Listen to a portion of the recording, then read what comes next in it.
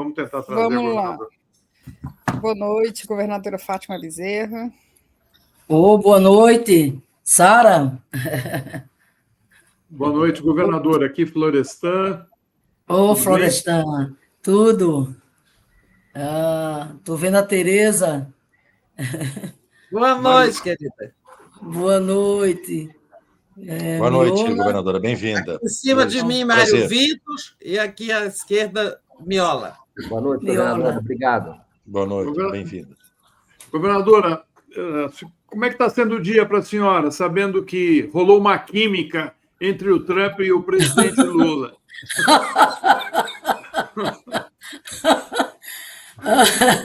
Pois é, Florestan, mais uma vez, o presidente Lula emociona, a todos nós. Que bonito ver Lula, mais uma vez, no palco da ONU, fazendo um discurso brilhante, brilhante, né? Um discurso realmente de um verdadeiro estadista, né? Um discurso de quem tem uma vida e uma trajetória comprometida, com a defesa da democracia, com a defesa da paz. E o discurso dele, a meu ver, toma uma dimensão maior, considerando exatamente o momento, que o Brasil vive e que o mundo vive, com toda essa onda, esse avanço, infelizmente, da extrema-direita, num momento tão desafiador, quando o país simplesmente sendo atacado pelo presidente dos Estados Unidos, e é exatamente o presidente dos Estados Unidos que ficou apaixonado pelo Lula. Só que o Lula não disse I love you, né? Mário, você faz sua questão. Mas o discurso dele é muito bonito, né, Florestan? Muito bom, forte. Muito, muito bonito. Um discurso muito contemporâneo, né? Isso dele, ele reafirmar para o mundo, que a democracia é algo inegociável, que a soberania, para nós, são princípios inegociáveis, a autonomia também. Ou seja, isso nos enche exatamente de orgulho, pelo Brasil tá dando essa lição, ao mundo, de defesa da democracia, diante, infelizmente, de mais tentativas muito perigosas que a gente passou recentemente, no que diz respeito à ameaça à democracia. Então, a fala dele hoje tem esse simbolismo muito, muito forte mesmo, muito, muito forte mesmo. Ou seja, Brasil dando lição e exatamente de amor, de responsabilidade, de compromisso, de defesa da democracia, trazendo, inclusive, a história com a sua verdade, mostrando, inclusive, que, nesse exato momento, sim, temos um ex-presidente julgado e condenado, assim como generais, militares, tudo dentro do mais devido respeito ao processo legal, onde essas pessoas tiveram um direito amplo exatamente à defesa, e, portanto, o processo se deu, repito, respeitando de forma muito criteriosa, todo o nosso rito constitucional. Muito bem. Mário. Governadora, parece que se abriram espaços de contato pessoal e direto entre o presidente Lula e o presidente dos Estados Unidos, Donald Trump. Você acha que existem esperanças de que as tarifas que tanto penalizam o Nordeste possam ser retiradas?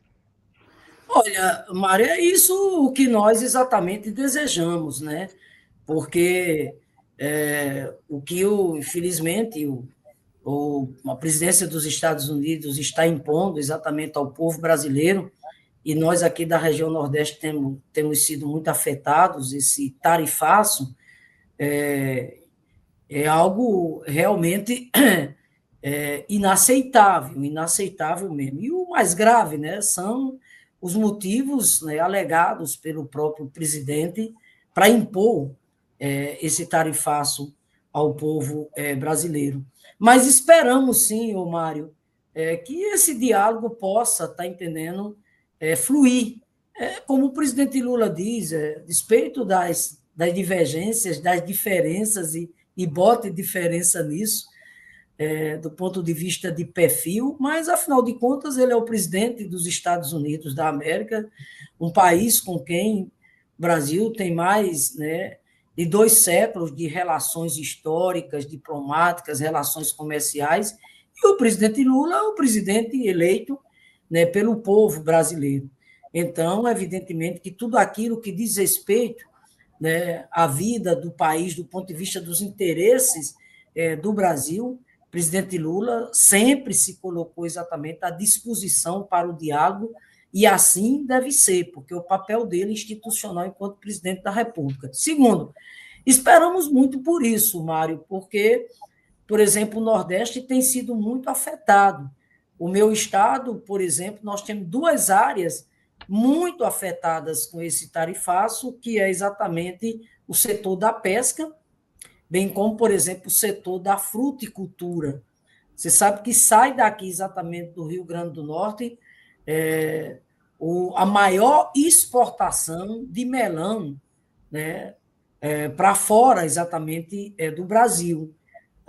O Rio Grande do Norte tem um potencial na área de pescado, no setor exatamente de atum, imenso, imenso. Esses 2 setores têm sido muito afetados. Um outro setor também muito afetado é o sal. Vocês sabem que nós somos o maior produtor de sal no Brasil, e foi outro setor também duramente afetado. Claro que, né, desde que começou toda essa especulação, de pronto o governo aqui tomou providências.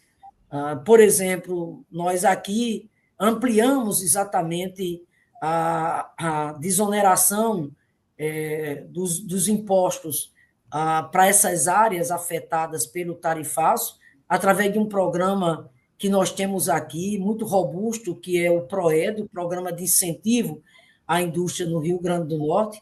Nós tomamos também outras providências, que foi a questão de flexibilizar os créditos, né, acumulados de ICMS, obviamente, para essas áreas que foram afetadas. Somados a essas medidas, nós temos intensificado todo um trabalho já em curso, que é a busca exatamente de novos mercados, e estamos, evidentemente, que conectados com as medidas que o governo federal adotou, que vem sendo exatamente lideradas, né, pelo vice-presidente Alckmin, né, na condição de ministro da Indústria e Comércio. Então, a gente tem conseguido mitigar exatamente esses impactos, mas, evidentemente, que o que nós esperamos, repito, é que isso possa ser superado. Daí, né, por que não apostar que esse diálogo possa prosperar? Tereza? Eu vou ceder minha vez para o Miola, porque ele não conseguiu concluir lá na primeira rodada, pode ser? E daqui a pouco acaba de novo, ó. Tempo. Vai lá. Gentileza, agradecer a gentileza aqui da Tereza, governadora. Governadora, até 2 meses atrás, indicadores preocupantes em relação à avaliação do governo Lula, né, e a sua popularidade, de maneira geral no país, mas especialmente o que era muito preocupante era no Nordeste, e no Rio Grande do Norte, em particular, era um estado também que, pela primeira vez, a avaliação do presidente Lula estava pior do que na sua aprovação. A situação de hoje, ela se modificou, o governo conseguiu recuperar a sua popularidade, e aqui tu atribuis esta melhora, né, da avaliação do governo Lula no Nordeste de maneira geral e particularmente no Rio Grande do Norte? Bom, Miola, primeiro, claro que se modificou e muito. Eu tenho acompanhado as pesquisas, inclusive em diálogo também com os demais colegas governadores nossos do Nordeste, e a fotografia, não só do Rio Grande do Norte, mas que o Nordeste como um todo aponta hoje, é que Lula está feito um foguete sem ré, viu? Né? É essa exatamente a fotografia. Ainda essa semana mesmo, né? Aliás, ontem, né, foi divulgado pesquisa aqui no Rio Grande do Norte e ele ultrapassando a casa dos 50% de intenção de votos. Né? É interessante que, de fato, a aprovação versus a reprovação da gestão do presidente Lula, ela teve declínio, né? Ela teve declínio, mas mesmo quando essa aprovação estava em declínio, na hora que ia para fazer como outro, para a cartela eleitoral, ele sempre, está entendendo, aparecia exatamente liderando. Mas o fato é isso mesmo, ele cresceu bastante e isso vem sendo constatado, não é agora exatamente, né, no mês de setembro, a partir, está entendendo, de julho, já de agosto, a gente já verificava exatamente isso. De forma que eu tenho dito muito que não adianta, né, não quererem reconhecer que Lula é o maior eleitor do Brasil e especialmente do Nordeste. E no Nordeste, Miola, por uma razão, a meu ver, muito objetiva, por tudo que ele já fez pelo Nordeste, pelo que ele faz e pelo que ele continuará fazendo. Você veja, eu vou dar só um exemplo aqui rápido para vocês. Né? Nesse Lula 3, Lula volta, evidentemente que enfrentando todos aqueles desafios, como continua enfrentando ainda, inclusive, né, do zelo, da vigilância em defesa da democracia. O Lula, evidentemente, que teve que dedicar boa parte também da agenda governamental para reconstruir exatamente o Brasil, as políticas públicas colapsadas na educação, na saúde, né, na área do desenvolvimento. Então, foi muito tempo, né, dedicado para reconstruir exatamente as políticas públicas que haviam passado por todo um processo de desmantelamento, né, de sucateamento no governo federal anterior. As políticas voltadas, por exemplo, né, para assistência social, o próprio PAC, né, que foi anunciado, mas levaria exatamente um tempo, de forma que hoje, né, o que a gente observa, e evidentemente que isso está se refletindo nas pesquisas, é que as entregas já começaram. Né? Você vê a agenda, por exemplo, no campo da educação. Foi uma ideia maravilhosa implementar o pé de meia. Por que maravilhosa? Pelo quanto se faz necessário um incentivo para que os nossos jovens possam vir para a escola, possam exatamente permanecer na escola. As ações voltadas, por exemplo, para a expansão da educação profissional e tecnológica, elas são muito, muito importantes. As ações voltadas, né, para a questão da alfabetização exatamente na idade certa, o SUS, que está sendo exatamente, né, reconstruído e hoje, né, já dá avanços muito, muito, muito importantes. E no campo do PAC, né, as principais ações do PAC começam exatamente a aparecer. Eu, por exemplo, quando Lula chamou os 27 governadores de todo o Brasil, ali numa demonstração, num gesto muito claro de reconstruir, inclusive, o tecido federativo, de restabelecer o diálogo, a cooperação federativa, que tinha sido, né, totalmente sufocada, né, pelo governo federal anterior. Afinal de contas, não era o governo do diálogo, era o governo do autoritarismo. Então, naquela ocasião, Tereza, Miola e Florestan e os demais, eu estabeleci 3 prioridades. Né? Primeiro, que era concluir a grandiosidade da transposição das águas do São Francisco, que começou com ele, e ele que volta exatamente para concluir. A outra no campo, por exemplo, da infraestrutura, da nossa malha viária, que é a duplicação da principal BR que a gente tem aqui, que é a 304, que liga Natal a Mossoró e a outro estado do Ceará. A outra prioridade nossa foi no campo exatamente da saúde. Por exemplo, no campo da transposição das águas do São Francisco, eu quero dizer aqui para você e para todo o Brasil da alegria que é realmente o mais tardar até junho, março, junho do ano que vem, Lula simplesmente conclui, né, todo o projeto de transposição das águas do São Francisco no Rio Grande do Norte. O que é que isso significa? Isso significa infraestrutura, isso significa segurança hídrica, né, para o nosso povo. Isso não é pouca coisa para nós do Nordeste, muito pelo contrário, né? Nordeste que sempre, né, vez por outra, passa por esse fenômeno climático, que é a intensidade, as chuvas, que um ano é bom de inverno, de repente 2 anos não é bom de inverno, daí a necessidade de termos ações de convivência com a seca, e a ação de caráter mais estruturante surgiu exatamente com ele, quando ele levou adiante o projeto do São Francisco.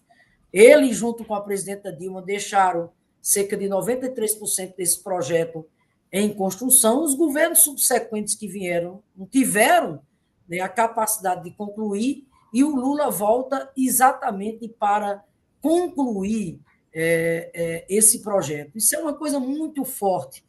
Eu tiro por mim, pela minha história, eu sempre costumo dizer que eu conheço a seca não é pelo livro de história, né? Eu vi a seca, né, na minha casa, né, de repente com a comida racionada, né, a privação de muitos direitos que a gente passava naquele período, de forma que hoje, na condição de governadora reeleita pelo povo do Rio Grande do Norte, e com a volta do presidente Lula, poder realmente aqui celebrar com o povo do Rio Grande do Norte a emancipação nossa, do ponto de vista de segurança hídrica. Isso é uma coisa que não tem dinheiro no mundo que pague, até porque o que isso tem é um valor do ponto de vista humano e social muito grande. Então, assim, eu acho que isso que tem contribuído, claro, as entregas, aquilo que ele chama, as colheitas, né, que começaram exatamente a chegar, né, os programas que ele retomou, como, por exemplo, Minha Casa Minha Vida, é um drama muito grande, a falta de moradia, está entendendo? Para boa parte da nossa população. E essa moradia está voltando, essa moradia exatamente voltou. Então, assim, em síntese, eu acho que é isso, é por tudo que ele fez, pelo que ele está fazendo, pelo que ele fará, e depois uma coisa que é inquestionável, é a identidade que o Lula tem, né, com o povo nordestino. Né? Aquilo, a alma do Lula é a alma exatamente do povo nordestino, né, pela sua origem, né, pela sua história. Então, há uma conexão muito forte. E ainda só acrescentando, é tão forte isso que eu estava comentando outro dia que, à medida que vai se aproximando as eleições, a população começa a ficar cada vez mais ansiosa, né? E naquela expectativa. Crescendo as pessoas chegarem para mim hoje e dizer o seguinte: ô, Fátima, mas vocês não vão deixar tirar o Lula de lá, não. Fátima, quando é que o Lula vem ao Rio Grande do Norte de novo? Ô, Fátima, o Lula tem que continuar na presidência. Então, de forma que, claro, mesmo admitindo que há também a presença, evidentemente, da extrema-direita, né, do bolsonarismo no Nordeste, mas eu não tenho nenhuma dúvida, o Nordeste vai novamente, está entendendo, dá um respaldo eleitoral muito forte, muito substantivo ao presidente Lula. E o Nordeste sabe por que já fez isso, sabe por que está fazendo isso e sabe por que continuará fazendo isso, sobretudo levando em consideração agora, né, os perigos que estão aí colocados, rondando e ameaçando a nossa democracia. Governadora, então vou nesse gancho aí, a gente tem uns minutinhos, que você falou que o Nordeste, o Rio Grande do Norte em específico, devem novamente dar um grande respaldo eleitoral ao presidente. O seu estado é muito polarizado, né? É do Rio Grande do Norte, um dos mais importantes líderes do bolsonarismo, da extrema-direita no Senado Federal. É sabido que uma das prioridades do bolsonarismo, da extrema-direita, é eleger um grande número de um grande número de senadores, né? O presidente Lula está muito atento a isso, articulando aí essas chapas, os palanques. Nós já estamos na hora de começar a pensar assim, os candidatos e as lideranças já estão pensando na montagem dos palanques regionais, sobretudo dos palanques com que o presidente Lula precisa contar nessa campanha. Então, fala para a gente do Rio Grande do Norte, esse estado polarizado, onde você realmente enfrentou, nos últimos tempos, perda de índices de aprovação, assim como o presidente, mas está em recuperação também, mas você não pode mais ser candidata, já fez 2 mandatos vitoriosos e tal. Queria saber, você vai para o Senado dentro dessa estratégia de fincar a bandeira lá, porque eles querem essa maioria para fazer estripulias, né? Estripulias autoritárias lá no Senado. E qual é o palanque que está sendo montado para o Lula no Rio Grande do Norte? Bom, Tereza, primeiro, veja, de fato, vou sim colocar meu nome à disposição na disputa para o Senado em 2026, né? O presidente Lula já vinha conversando isso comigo desde o ano passado e, evidentemente, que comungo, né, dessa análise que tem, que a disputa congressual em 2026 ela é tão importante, ela é tão estratégica, especialmente, inclusive, no Senado, tal qual a disputa para a presidência da República. Então, vou sim me licenciar a partir de abril, conforme a legislação, e disponibilizar meu nome na disputa para o Senado. Qual é a aliança que nós estamos construindo aqui? É uma aliança robusta, Tereza. Eu quero dizer aqui para vocês que aqui no Rio Grande do Norte nós temos uma coalizão liderada exatamente pela federação, o PT, o PCdoB e o PV, mas não só pela federação. Todos os partidos no campo à esquerda e de perfil progressista estão conosco. Por exemplo, aqui no Rio Grande do Norte, o PSB marcha conosco, o PDT marcha conosco, a Rede exatamente marcha conosco. Acho que até o PSOL pode já estar conosco já na disputa, já no primeiro turno. E tem um outro ator muito importante na aliança conosco, que é o MDB. O vice-governador Walter Alves, que é filho do ex-senador Garibaldi, é o nosso vice-governador.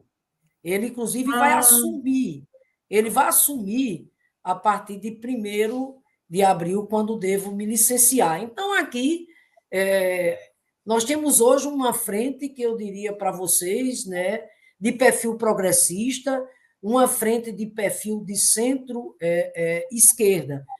O vice-governador que vai assumir, ele tomou uma decisão de que não vai para a reeleição.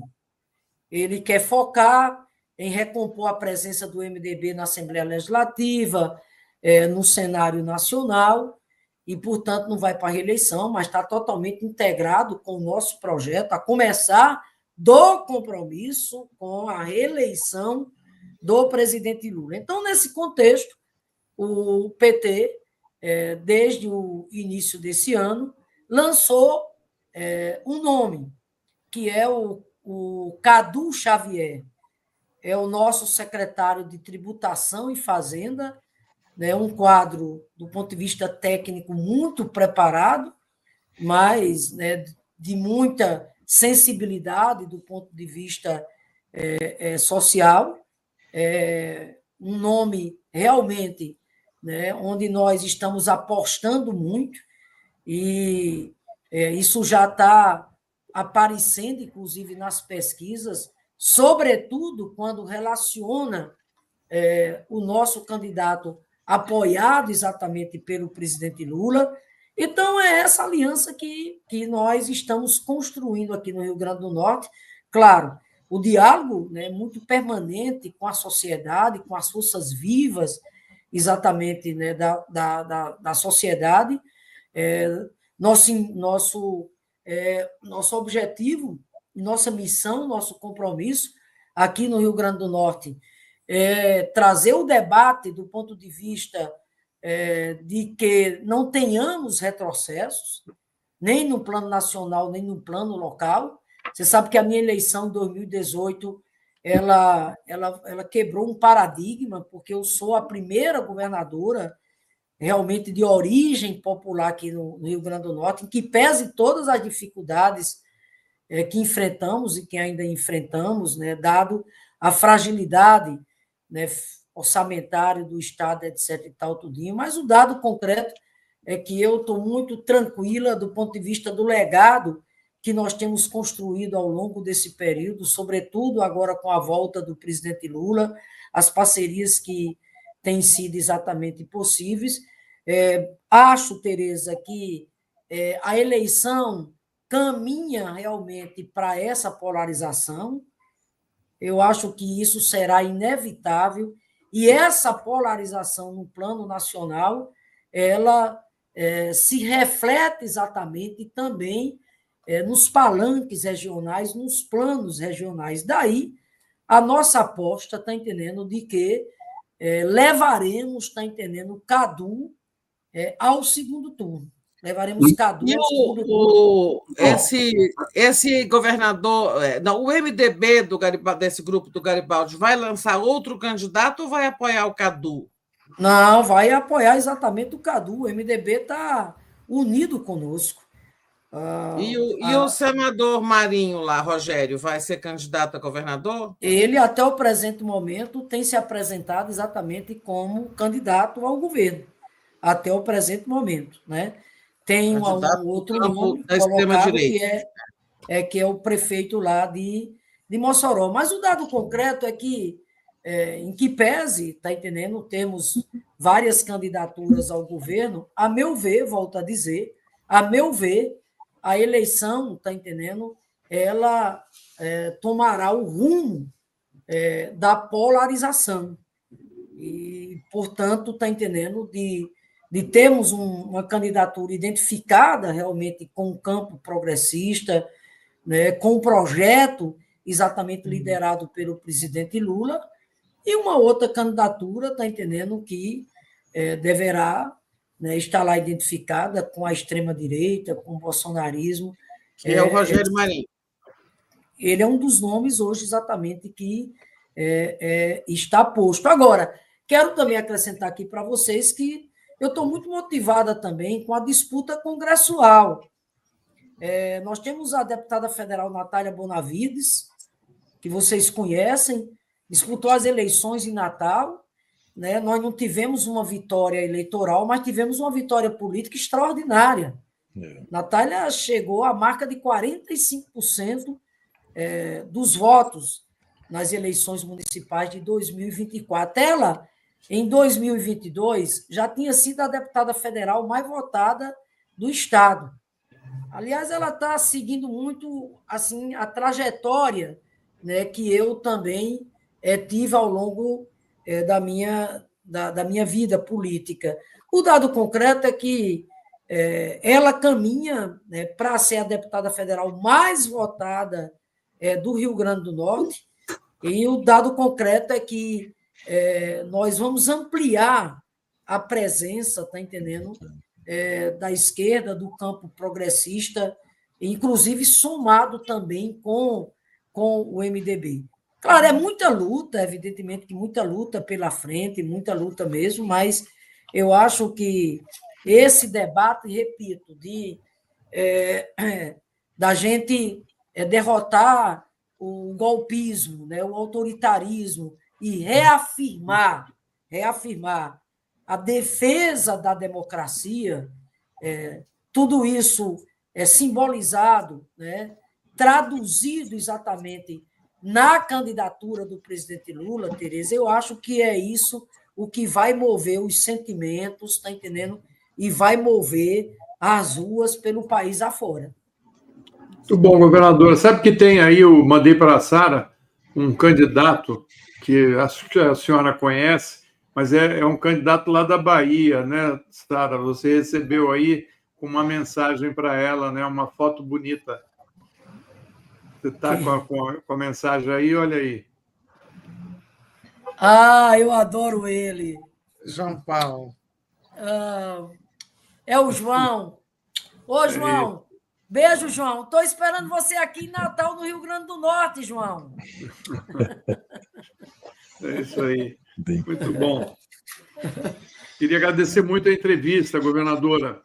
Espero que a senhora retorne aqui para a gente continuar a nossa conversa, porque vem a eleição e a gente sabe que essa eleição, todas as eleições no Brasil nos últimos anos são as mais importantes da história. Né? É verdade. Certamente a de 2026 não vai ser diferente. Com certeza. Ô, Floresta, é uma alegria imensa conversar com você, sempre me traz a lembrança, né, do seu saudoso pai, um dos mestres. Mas, olha, mandar um abraço, mais uma vez, parabenizar a galera aí do 247, eu sou fã, não é de hoje, parabenizar o trabalho bonito que vocês fazem, com muita qualidade, né, com muito compromisso, e dizer rapidamente, Tereza, eu fiquei muito orgulhosa de Natal e do Brasil esse final de semana.